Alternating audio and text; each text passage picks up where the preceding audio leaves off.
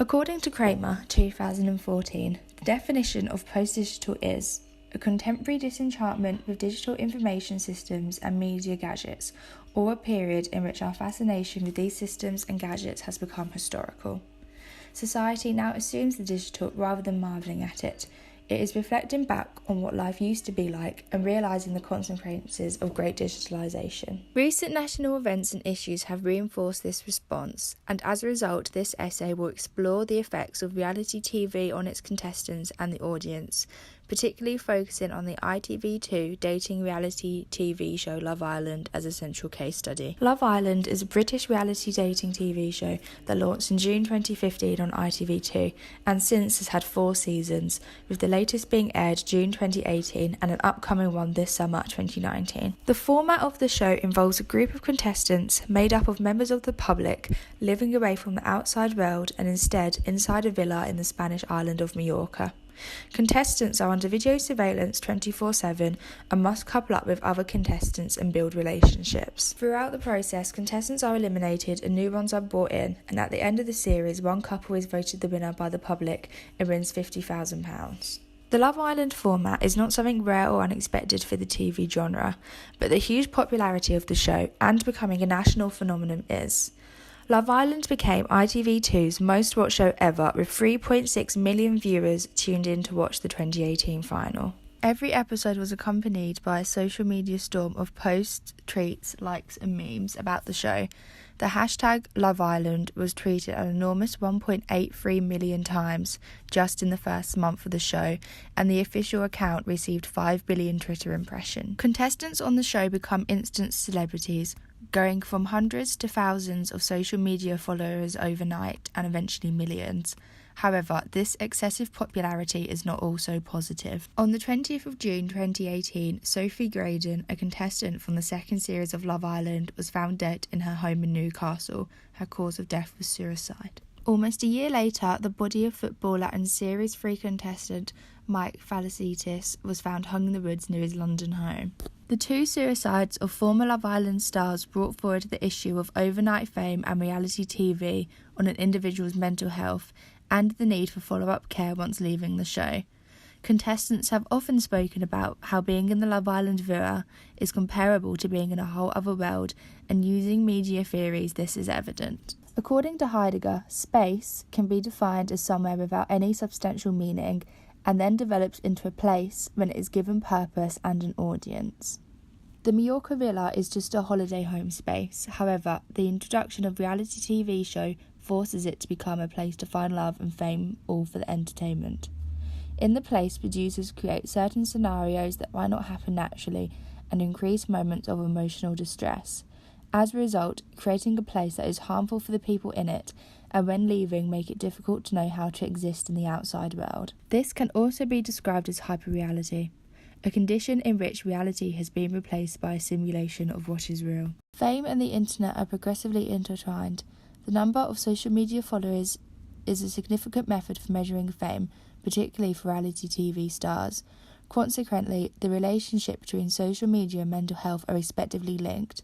Deriving a sense of worth founded on how many followers or likes one has is a variable beyond someone's control. Combined with the pressure of creating and portraying this perfect life that may not be a reflection of the truth is damaging. The deceased Sophie Graydon, before her death, called for action to stop trolls after being a victim of online bullying herself. The former contestant spoke of how she was trolled for how she spoke, looked and acted, describing herself as feeling vulnerable, unsafe and upset from the harassment. The way you look, the way you talk, they would come up with an opinion on who you were based on 45 minutes of a TV show, where you'd probably be in about 5 or 10 minutes of that TV show put down from, 24 hours. It was very hard to deal with because you take it as you're being judged on you as a person, but they don't know you. Mediatization permits bullying to no longer just happen face-to-face, but through a digital screen and on a global scale. The creation of a life that is represented on social media but not entirely true, or a version that only highlights the positives, can be described as the previously mentioned term hyperreality. Hyperreality can be defined as a representation of something replacing the affairs of what is actually being represented and eventually preceding the reality. a version of reality that is thought to be real but is not. For reality TV stars, also commonly known as influencers, once constructing their perfect social media life, it can be hard for them to differentiate between what they portrayed and what has actually happened, subsequently having a negative effect on their self-esteem. Furthermore, digitalization and techniques such as Photoshop also create a hyper-reality-based view of appearances. From smoothing skin to creating bigger lips and reducing grey sizes, Photoshop creates a false perception of a person and increases insecurities within them. The individuals editing their own images have the risk of a harmful body image perspective and mental health. Photoshopping and editing their own images are trends for Love Island stars, with many accused of doing so. Series 4 participant Zara McDermott has been slammed for altering her images to make her breasts appear larger and received a large amount of backlash for doing so. The same happened for contestant Kendall Knight, who suffered online hate for airbrushing her selfies. However, it isn't just the female stars who are accused of these actions, but the males too. A&E doctor and fan favourite Alex George was criticised for posting a picture to his Instagram of him sporting a six-pack, when throughout the show he seemingly did not have one. All have said that before Love Island and Fame, they did not feel the need to edit their images, but the amount of comments they were gaining daily made them insecure about their appearances. This shows the negative impact that reality TV has had on the lives of these individuals. Photoshop and image editing highlights the idea of a post-digital body. Digitalization plays a key part in the contemporary view and reimagination of the body. Bodies are no longer physical, but similarly the one shown online and on social media, which has been through the whole process of editing and reconstruction. Likewise, it can be loosely linked to the theory of assemblage, when human and non-human practices, ideas and discourses come together in a complex and technological way. A hyperreal and post-digital body is not just harmful on the individual/influencer, but their audience and fans too.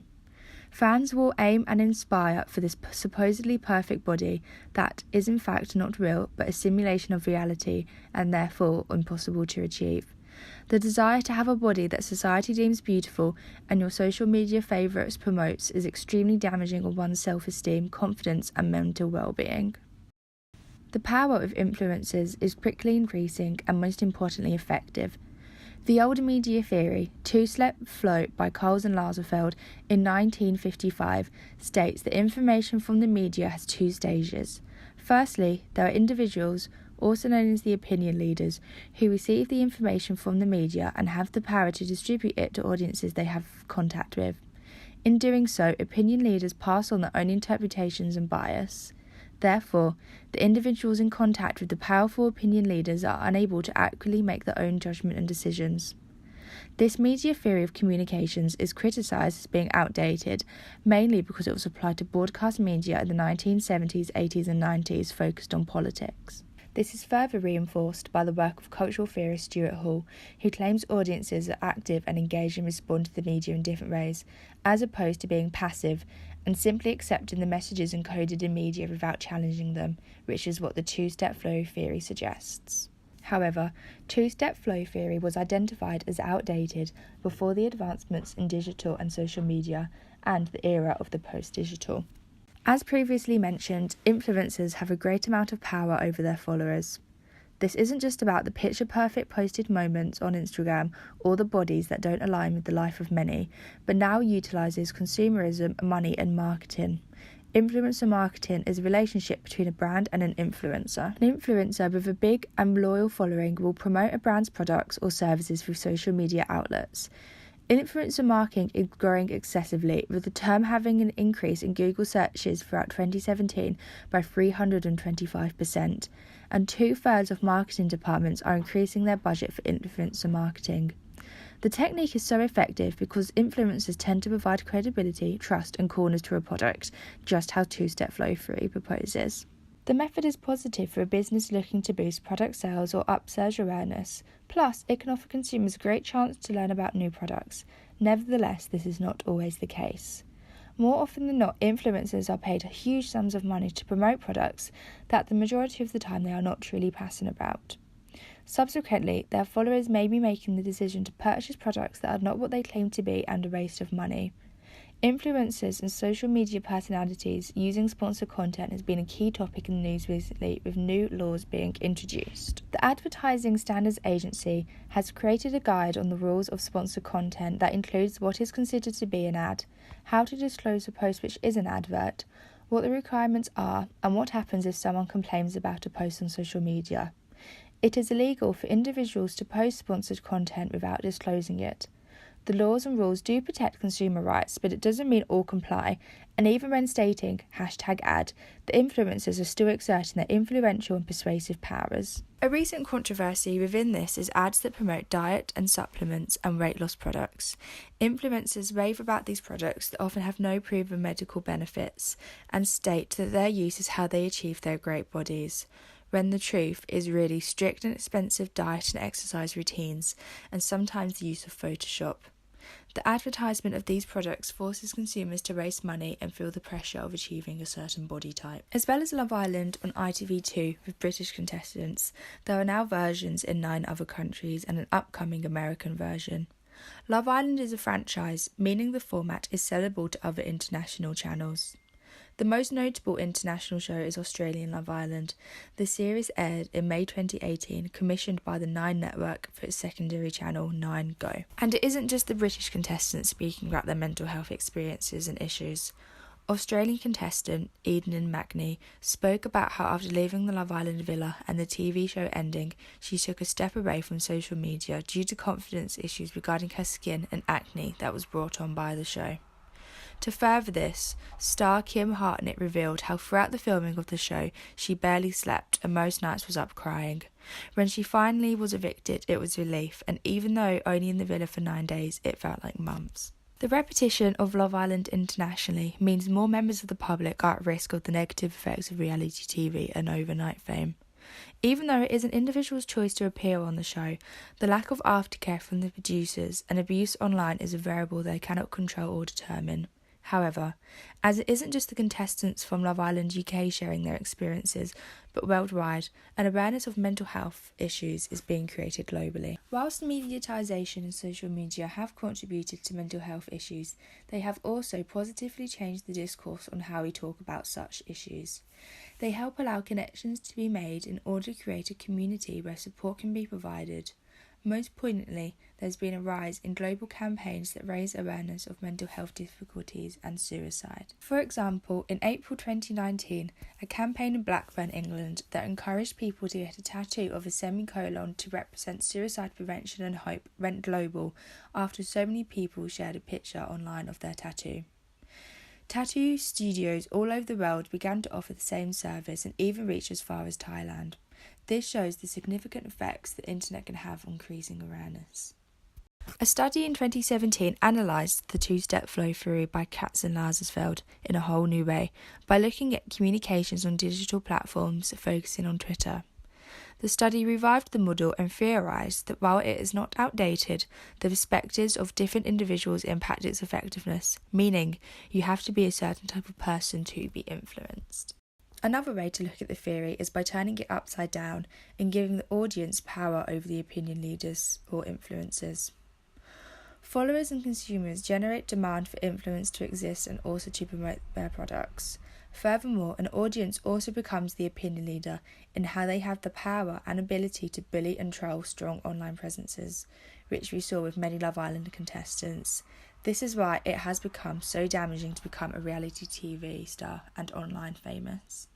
To conclude, the genre of reality TV is modern and has evolved since its prominence in the early 2000s, but is in no means new.